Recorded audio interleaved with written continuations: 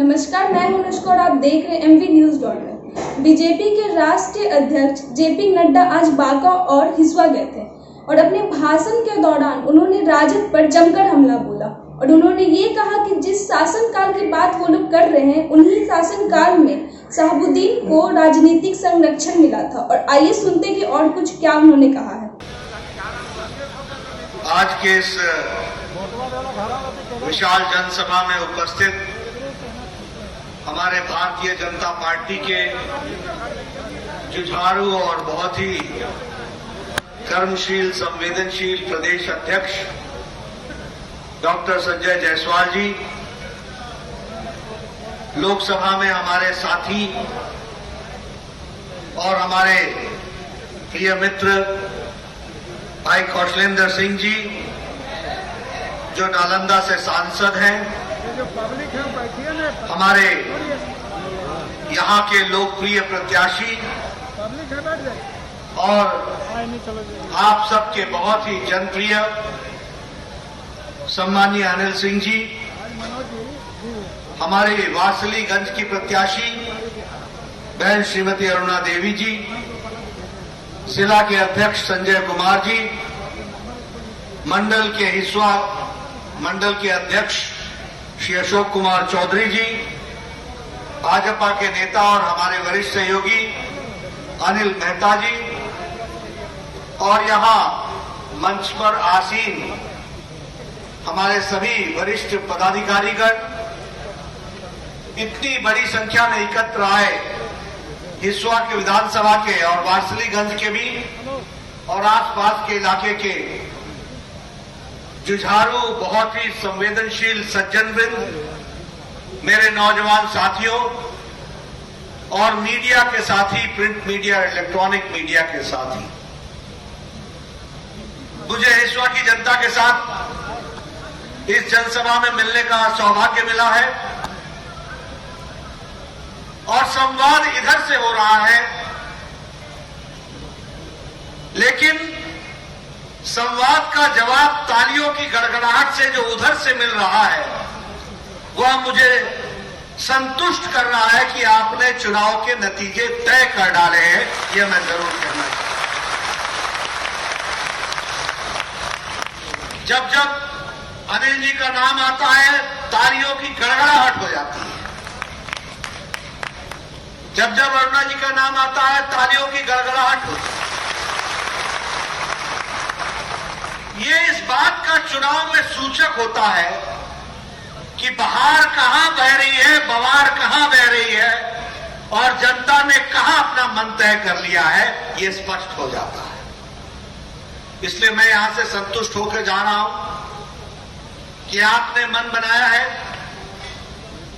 कि अनिल जी को, अरुणा जी को, सबको चुनाव जिताकर नीतीश कुमार जी को मजबूती प्रदान करनी है और बिहार में चल रहे विकास के कार्यों को एक नई गति देनी है, एक नई ताकत देनी है, एक नई उमंग को पूरा करना है, ये आपने तय कर लिया। मित्रों, मैं कौशलेंद्र जी को सुन रहा था, अनिल जी को सुना, अरुणा जी को सुना, सभी ने एक बात कही कि फतुआ की सड़क, फलाने की सड़क, फलाने की सड़क, गड्ढे में सड़क या सड़क में गड्ढा समझ में नहीं आया। सभी ने पढ़ाई दवाई की बात की, सभी ने विकास के बारे में बात की। मित्रों, ये चुनाव में फिजा जो बदली है ना और विकास की चर्चा जो शुरू हुई है और विधायकों के द्वारा, नेताओं के द्वारा अपने रिपोर्ट कार्ड को रखने की बात शुरू हुई है, यह जब से भारत की राजनीति में नरेंद्र मोदी आए हैं तब से भारत की संस्कृति बदल गई। अब वोट न जात पर न बात पर वोट दिया जाएगा तो विकास पर यह तय हो गया। और मुझे तो खुशी है कि आरजेडी भी जंगल राज पूरे 15 साल तांडव करने के बाद बाप तो बाप, बेटा आजकल नई विकास की भाषा बोलने लग गया है। ये विकास की भाषा भी अगर किसी ने सिखाई है तो नरेंद्र मोदी जी ने सिखाई है, ये भी समझना चाहिए। इसलिए मित्रों, और सच में मैं बिहार की गाथा जानता हूं, बिहार की परिस्थिति जानता हूं।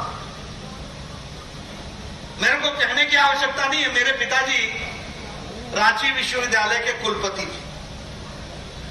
पटना से सुबह 6 बजे हम चलते थे तो पावापुरी क्रॉस करते करते नाश्ते का टाइम हो जाता, और पावापुरी से जब हम हजारीबाग चलते थे तो शाम हो जाती थी, और रांची पहुंचते पहुंचते रात हो जाती थी।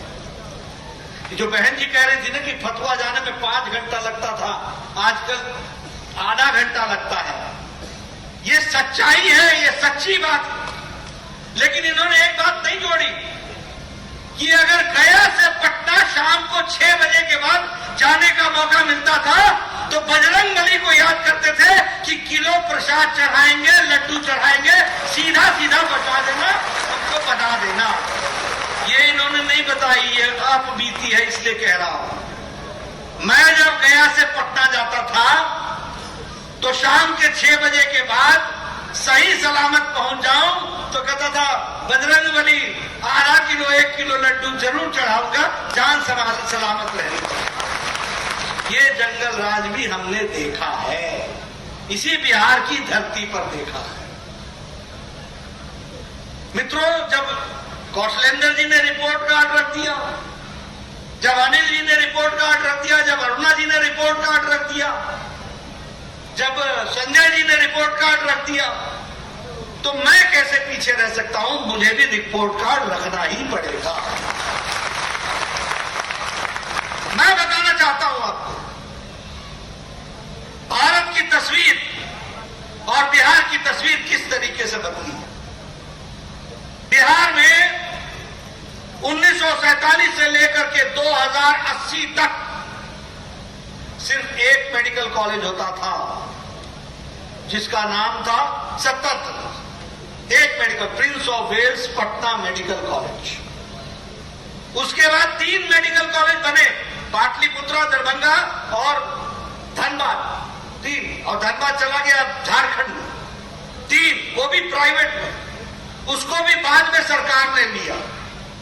लेकिन 2014 में नरेंद्र मोदी आए, प्रधानमंत्री बने, मुझे भारत का स्वास्थ्य मंत्री बनने का मौका मिला और बिहार को 14 मेडिकल कॉलेज हमने दिए, 14 मेडिकल कॉलेज दिए। ये आपका वो पावापुरी का मेडिकल कॉलेज है, पावापुरी का। पटना में 250 करोड़ रुपए का सुपर स्पेशलिटी ब्लॉक बनाया गया, 250 करोड़ रुपए। मैंने मंगल पांडे जी को कहा, मंगल जी मैंने सब जगह दे दिए 250 करोड़ रुपए, नए सुपर स्पेशलिटी ब्लॉक बन रहा हूं। 1960 में मेरा जन्म भी पटना मेडिकल कॉलेज में हुआ था, मैं वहां सुपर स्पेशलिटी ब्लॉक देना चाहता हूं। और मैंने 250 करोड़ का मेडिकल कॉलेज का वो दिया। लेकिन नीतीश कुमार जी को जब पता चला तो उन्होंने कहा दुनिया का सबसे बड़ा हॉस्पिटल बनेगा तो पटना में बनेगा, 5,542 बिस्तरों का 5 करोड़ 45 लाख रुपए से बनेगा, इसको उन्होंने कहा। मुझे बड़ी खुशी है। ये देखो, मैं आपके सामने गिना रहा हूं, 5 करोड़ 50 करोड़ 55 करोड़ 250 करोड़ 300 करोड़। 15 साल पहले क्या गिनते थे? फलनुआ अंदर है, फलनुआ बाहर है, फलनुआ उधर है, फलनुआ इधर है। क्या सुनते थे? यही सुनते थे ना। मैं बिहटा में एक चुनाव की सभा में गया तो जनता के बीच में बैठ गया। ये संजय जी का इलाका था। तो एक बेचारा गरीब आदमी साइकिल लेकर के शाम को 7 बजे नीतीश कुमार की सभा सुनने आया। तो मैंने उससे पूछा, बड़े खुश दिख रहे हो, क्या बात है? बोला पूछा ना। हमने कहा क्या हुआ, क्या? बोला हम आए हैं इस रैली में बिहार में। उसने अपनी भाषा में बोला, मैं उसको कॉपी नहीं कर सकता हूं लेकिन उसका साफ सुना रहा हूं। उसने कहा मैं आया हूं अपनी रैली में, शाम के 7 बज गए, साइकिल से आया हूं और साइकिल से वापस जाऊंगा।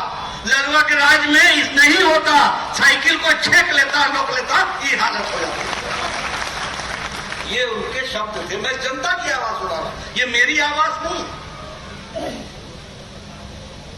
इसलिए मित्रों, जब हम विकास की कहानी की बात करते हैं, मैंने मेडिकल कॉलेज की चर्चा की।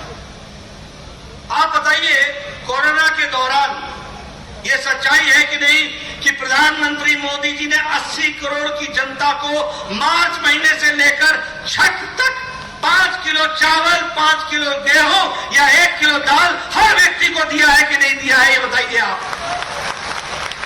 आप बताइए, नीतीश कुमार ने 5 किलो गेहूं चावल की व्यवस्था की है कि नहीं की है? जोर से बताइए, जोर से बताइए। ये आवाज सिर्फ यही हिस्सा में नहीं सुनी जा रही है, ये सारे लाइव चैनल सारे देश में दिखा रहे हैं। उनको देखना चाहिए कि बिहार की जनता क्या बोल रही है, क्या बोल रही है मोदी जी के लिए, उनको जानना चाहिए। आप बताइए, क्या ये सच्चाई नहीं है कि मोदी जी जब 2014 में बोलते थे जनधन में खाते खोलो और बिना पैसे के खोलो, बिना अकाउंट के खोलो, बिना पैसा दिए खोलो, लेकिन खाता खोलो, बोलते थे कि नहीं? तो उस समय कांग्रेस पार्टी और आरजेडी वाले क्या बोलते थे? ये जुमला है, जुमला, इससे कुछ हो ही ना, हो ही ना, बोलते थे कि नहीं बोलते थे? ये लॉकडाउन के समय में प्रधानमंत्री मोदी जी ने 20 करोड़ बहनों के खाते में 3 महीने के लिए 500 रुपए, 500 रुपए और 500 रुपए सीधा पहुंचाया है और उनके चूल्हे की जलने की व्यवस्था की है। इसको समझना चाहिए। ये छोटी घटना नहीं है मित्रों। 20 करोड़ जनता, लॉकडाउन, न पोस्ट ऑफिस, न पोस्टमैन, न मनी ऑर्डर, और सीधा मोदी जी के खाते में से उधर से सीधा पैसा 20 करोड़ के बहनों के खाते में पहुंचा है। आप बताइए, प्रधानमंत्री किसान सम्मान निधि के तहत अप्रैल महीने का 2000 रुपए का किस्त पहुंचा कि नहीं? 8 करोड़ 56 लाख पहुंचा कि नहीं पहुंचा? 8 करोड़ 56 लाख किसानों के खाते में पहुंचा। अब दूसरी किस्त जारी है 17,000 करोड़ रुपए की, और छठ के बाद तीसरी किस्त भी जाएगी। मित्रों, यह है मोदी जी का राज, यह है नीतीश कुमार का राज, यह है गरीबों की आवाज को सुनने की सरकार, जिसको हमको समझना चाहिए, जिसको हमको जानना चाहिए। क्या यह सच्चाई नहीं है कि लॉकडाउन की अवस्था में 8 करोड़ बहनों को 3 महीने के लिए 3-3 सिलेंडर दिए गए? उनका चूल्हा जलने का इंतजाम किया गया कि नहीं किया गया? जलने का इंतजाम किया गया कि नहीं किया गया? उनकी रोटी की व्यवस्था, उनके चूल्हे की व्यवस्था, उनकी पढ़ाई की व्यवस्था, उनकी दवाई की व्यवस्था, ये सारे काम लॉकडाउन की अवस्था में हुए हैं। हमको ध्यान में रखना चाहिए। अब मित्रों, आत्मनिर्भर भारत, ये आत्मनिर्भर भारत आपदा को अवसर में बदलने का तरीका है। 1 लाख करोड़ रुपए खर्च होगा अगले 2 साल में किसानों के लिए। आप फार्मर्स प्रोड्यूसर्स ऑर्गेनाइजेशन, किसान अपने उपभोक्ता संगठन बनाए, और आपके गांव में अगर कोल्ड स्टोरेज चाहिए तो कोल्ड स्टोरेज मिलेगा, अगर अनाज को रखने के लिए स्टोरेज चाहिए तो स्टोरेज मिलेगा, अगर अनाज से कुछ और बनाना चाहते हैं, कोई फैक्ट्री लगाना चाहते हैं तो उसके लिए भी पैसा मिलेगा, और आपका अनाज मंडी में अच्छी सड़क व्यवस्था से पहुंचे, इसके लिए सड़क की व्यवस्था भी की जाएगी। ये व्यवस्था की गई है, इसको हमको समझना है। इसलिए मित्रों, हर तरीके से कोशिश हुई है कि बिहार, भारत के गरीब, आम, वंचित, पीड़ित, शोषित, दलित, जो समाज के अंतिम पायदान पे खड़ा व्यक्ति है, उसको मौका मिलना चाहिए। आप बताइए, आपको याद है ना वो दिन जब लगभग बिहार में कोई ऐसे 1001 गांव थे, 1000 से ज्यादा, जहां बिजली नहीं थी। मैं ठीक बोल रहा हूं? मैं ठीक बोल रहा हूं कि नहीं बोल रहा हूं? 1000 से ज्यादा गांव थे। मोदी जी आए, उन्होंने कहा देश में, आजाद भारत में अभी 18,000 गांव बगैर बिजली के हैं, 1000 दिन के अंदर यहां बिजली पहुंचेगी, और आज 100% बिजली पहुंची है, और बिहार में भी 24 घंटा बिजली पहुंची है। इस बात को हम गौरव के साथ कह सकते हैं। तो उनके घर में बिजली पहुंचाई गई है। 22 करोड़। मैं बार बार सुनाता हूं, मेरा मन करता है इसलिए सुनाता हूं। मुझे मालूम नहीं संजय जी बताए कि बिहार में क्या हालत थी, लेकिन मैं 20 साल की उम्र में हिमाचल चला गया और हिमाचल में जब मैं एमएलए बना तो मैंने कहा कि भाई यहां बिजली पहुंचानी पड़ेगी। तो मेरा एक्सीएन और जूनियर इंजीनियर बोलते थे कि साहब तार नहीं है, तार अगर उपभोक्ता उपलब्ध करा दे और खंभा को ले जाने का इंतजाम करा दे तो हम बिजली दे देंगे। ये उस समय लोग कहा करते। लेकिन मोदी जी ने 22 करोड़ जनता को मुफ्त तार देकर के खंभा लगाकर उनके घर में बिजली जलाने का काम किया है, तो उसको भी हमको ध्यान में रखना है। आयुष्मान भारत। मित्रों, मेरे को अरुणा जी गोल्डन कार्ड की बात कर रही थी। आप सब लोग अच्छे घरों से हैं, इसलिए आपको शायद इसकी जानकारी नहीं हो। आयुष्मान भारत में 55 करोड़ लोग, भारत की 40% की आबादी, और ये 40% वो है जो रेडी वाला है, फेड़ी वाला है, रिक्शा वाला है, ठेला वाला है, कूड़ेदान से जो कूड़ा इकट्ठा करता है वो है, घर में काम करने वाली मेड सर्वेंट है या घर में काम करने वाला नौकर है, नौकरानी है, उनको जिनको इलाज के लिए कोई व्यवस्था नहीं थी। मुझे याद है मैं सांसद बना, मुझे ब्रह्मपुत्र में फ्लैट मिला, मेरा एक लिफ्टमैन था। जब मैं ऊपर चढ़ता था तो उसके चेहरे पर उदासी देखता था। तो एक दिन मैंने उससे पूछा कि भाई तुम उदास क्यों रहते हो? उसने कहा मेरी श्रीमती जी को हार्ट का प्रॉब्लम है, बाईपास होना। तो मैंने कहा उसमें दिक्कत क्या है? बोलता बाबूजी लाख रुपए लगेगा, हमारे पास पैसा नहीं है। मैं उस समय सांसद था सिर्फ। मैंने उस समय उसको कहा कोई बात नहीं, तुम जाओ राम मनोहर लोहिया हॉस्पिटल में फलाने डॉक्टर के पास और पर्ची लिखाओ और उससे बिल बनाओ। मैं कोशिश करूंगा कि तुम्हारे पैसे की व्यवस्था करूं। वो बिल बना करके लाया, लगभग 1,25,000 का बिल था। मैंने डॉक्टर को कहा कि मैंने कहा इसकी मुफ्त व्यवस्था करो, आपके यहां फंड होता है, उस फंड से आप दो, गरीब आदमी है। डॉक्टर मान गया, उसके पत्नी का मुफ्त इलाज हुआ, वो ठीक हुई, और वो जब ठीक हुई तो वो आया मेरे पास और मेरे जब धन्यवाद दे रहा था तो उसके हाथ कांप रहे थे कि आपने मुझे नई जिंदगी दे दी है। ये बात हमको समझ। उस समय मेरे को समझ में आया कि गरीब का दर्द क्या होता है। हमें यह समझ में आया कि गरीब के घर में अगर किसी को कैंसर हो जाए तो उसका जीवन दुश्वार हो जाता है, जमीन बिक जाती है, घर बिक जाता है, न घर का वो मरीज बच पाता है और न ही घर बच पाता है। और मोदी जी इन्हीं गरीबों की चिंता करने वाले बने। उन्होंने मुझसे कहा जब मैं स्वास्थ्य मंत्री बना, नड्डा योजना बनाओ, भारत का कोई भी गरीब आदमी इलाज से वंचित नहीं रहना चाहिए। और उसके बाद हम लोगों ने आयुष्मान भारत बनाया। आज 55 करोड़ की जनता गोल्डन कार्ड लेकर के भारत के ऑफिस किसी भी हॉस्पिटल में चले जाए, वो गोल्डन कार्ड दिखाए और बाद में अपना अंगूठा लगाए, उस अंगूठे से वो 5 लाख रुपए का सालाना इलाज किसी भी अस्पताल में करा सकता है। ये व्यवस्था की गई है, इसको समझना चाहिए। और आज लगभग 1.25 करोड़ लोगों ने इसका लाभ उठा लिया है। 15,500 करोड़ रुपए इस पर खर्च हो चुके हैं।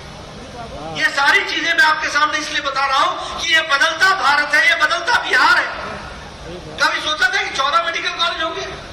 कभी सोचा था कि 38 इंजीनियरिंग कॉलेज होंगे इस बिहार में? यहां तो चरवाहा विश्वविद्यालय बना था। और चरवाहा विश्वविद्यालय बिहार को चरागाह बना दिया। और चरागाह पर भी नहीं रुका, जब तक चारा घोटाला नहीं कर डाला तब तक चैन ही नहीं। ये है चरवाहा विश्वविद्यालय, ये है चरागाह, ये है चारा घोटाला। और आजकल नई नई तस्वीर लेके आ जाते हैं, हम बिहार का ये बनाएंगे। मित्रों, जिसको अगर अच्छा करने की इच्छा होती है तो पहले वो बिहार की जनता से माफी मांगे। जिन लोगों ने 15 साल जिस तरीके से बिहार में जंगल राज चलाया था, उसके बारे में उनको बताना चाहिए। ये मैं आपको बताना चाहता हूं। इसलिए मित्रों, अगर मैं बात करूं देश की, तो आपने अगर कौशलेंद्र जी को यहां से जिता के भेजा, अगर आपने यहां से संजय जायसवाल को जिता करके बिहार से भेजा, 40 में से 39 सीटें आप जीत करके हमको भेजे,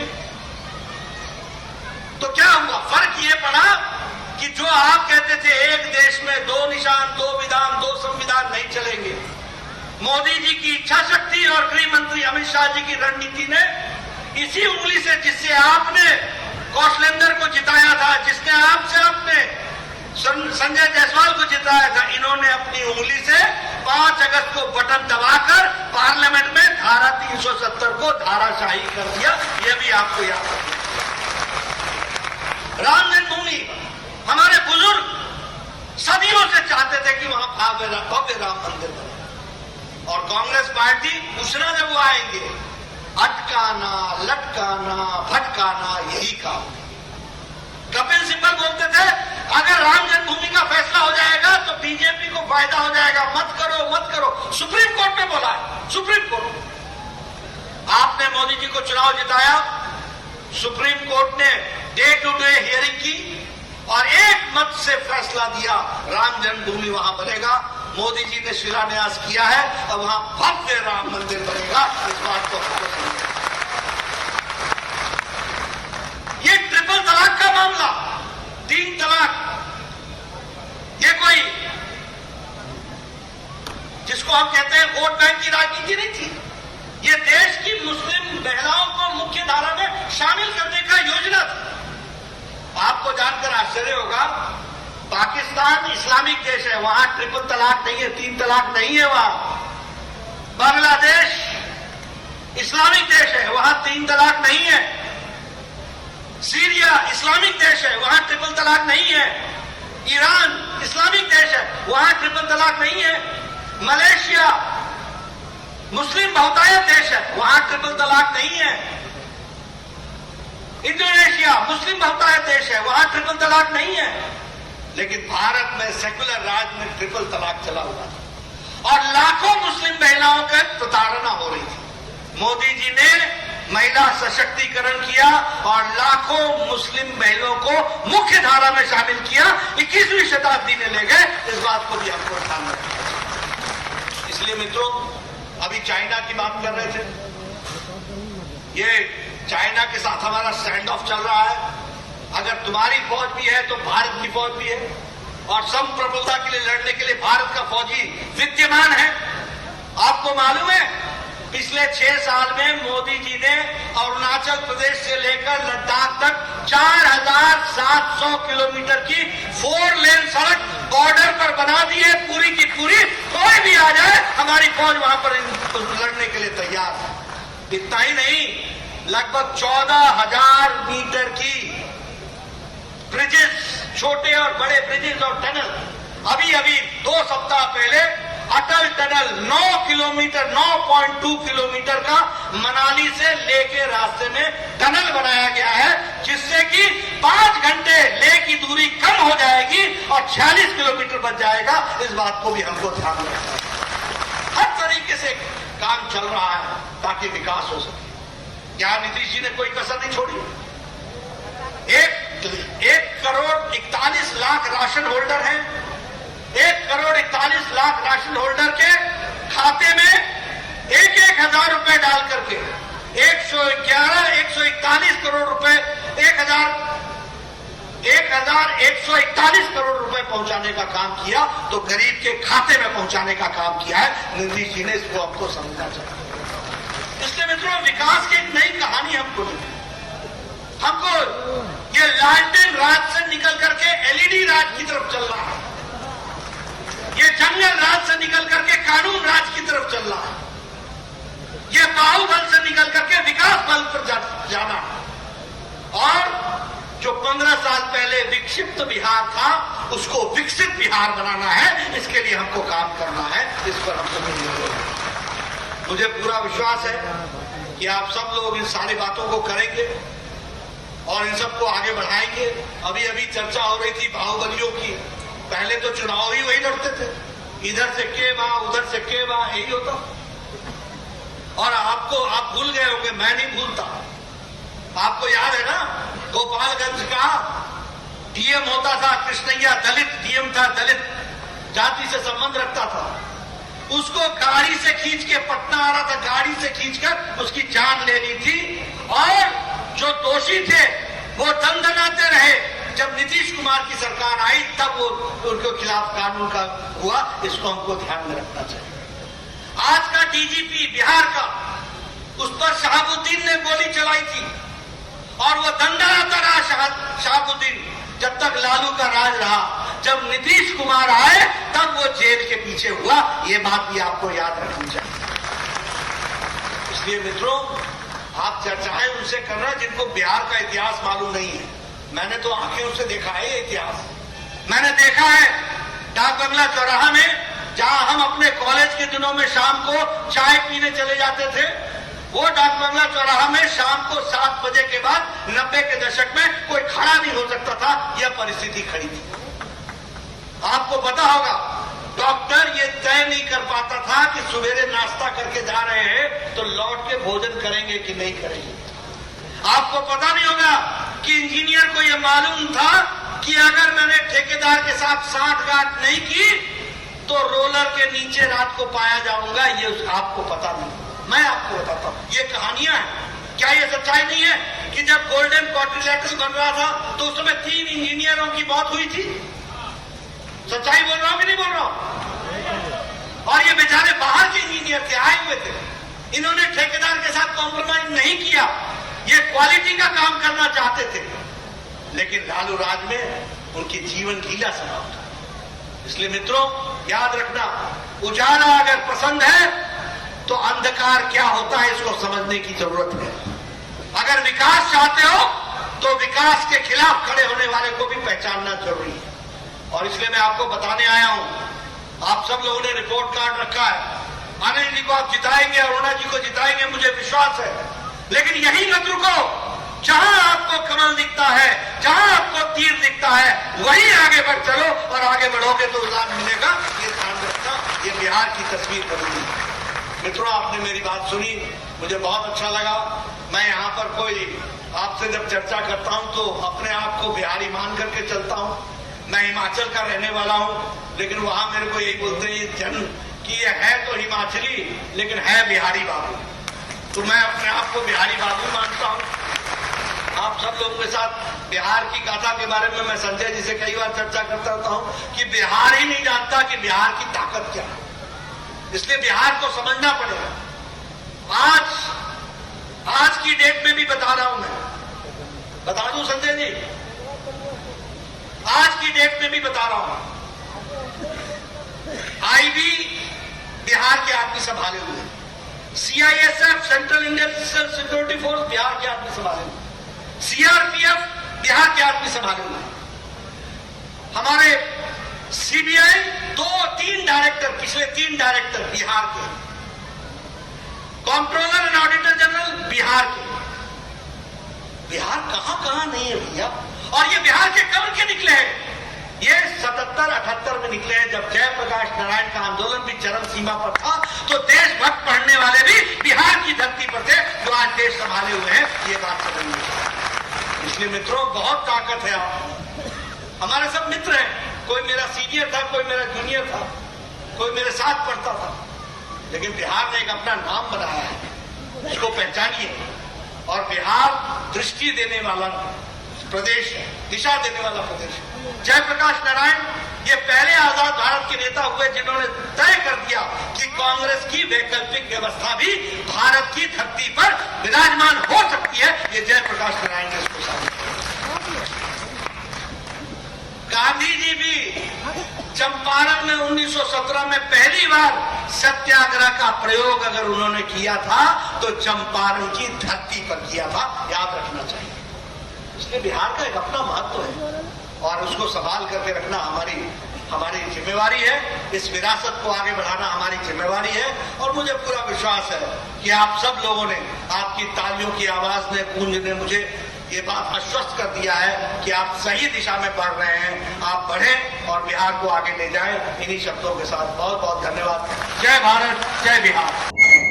तो देखा आपने किस तरह से जेपी नड्डा ने राजद पर हमला बोला है। अब इसका कितना फायदा बीजेपी पे होगा ये तो देखने की बात है। तो ऐसे ही तमाम खबरों के लिए बने रहे हमारे साथ mvnews.live पे। और अगर आपको हमारा वीडियो पसंद आए तो जाते जाते चैनल को लाइक शेयर और सब्सक्राइब करना ना भूलें।